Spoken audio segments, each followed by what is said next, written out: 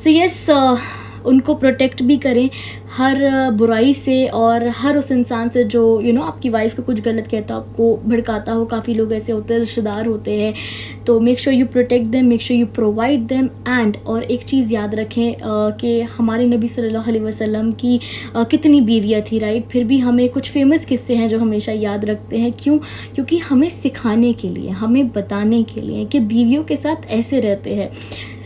4 शादियाँ करना और ये चीज़ें मैंने शुरू में बोली थी बहुत आसान है, लेकिन एक शादी को भी वैसे चलाना इज़ वेरी डिफ़िकल्ट। वो हुकूक अदा करना इज़ वेरी डिफ़िकल्ट।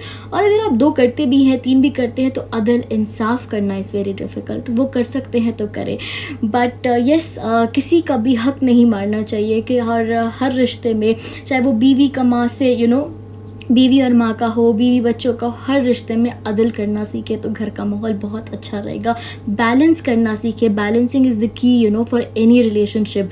अगर आप चाहते हैं आपके घर में सुकून, जब आप रिश्तों को बैलेंस करना सीख जाएंगे, और क्योंकि हर रिश्ते का अपना एक मकाम होता है, माँ का अलग, बीवी का अलग। मैं ये इसलिए इस टॉपिक को थोड़ा सा एग्जैजरेट कर रही हूँ, क्योंकि यही जो चीज़ें होती हैं ये शादीशुदा ज़िंदगी में, छोटी छोटी हमारी गलती और बेवकूफ़ाना चीज़ों की वजह से हम अपने रिश्ते ख़राब कर देते हैं।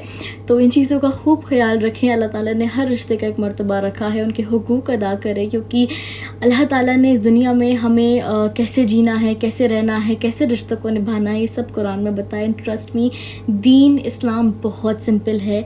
वो एक औरत को इतने दर्जे देता है, इतने मकाम देता है, इतने हुकूक देता है, इतना इज़्ज़त एहतराम देता है। व्हाट, अगर आप अरबिक कल्चर को देखेंगे, वहाँ देखेंगे, तो वहाँ पे औरत को इतनी इज्जत दी जाती है। एक नॉर्मल औरत, एक स्ट्रेंजर, अजनबी, जिसको आप जानते भी नहीं, कि आप सोच भी नहीं सकते कि यहाँ पर तो अगर हम अपने इंडियन कल्चर में देखें तो वो चीज़ नहीं दी जाती है। अनफॉर्चुनेटली हम औरत को कुछ समझते ही नहीं है। हालांकि औरत को अगर हम दीन पढ़ लेंगे तो शायद हम आँख भी ना उठा पाए, अपनी आवाज़ को थोड़ी भी ऊँची ना कर पाए।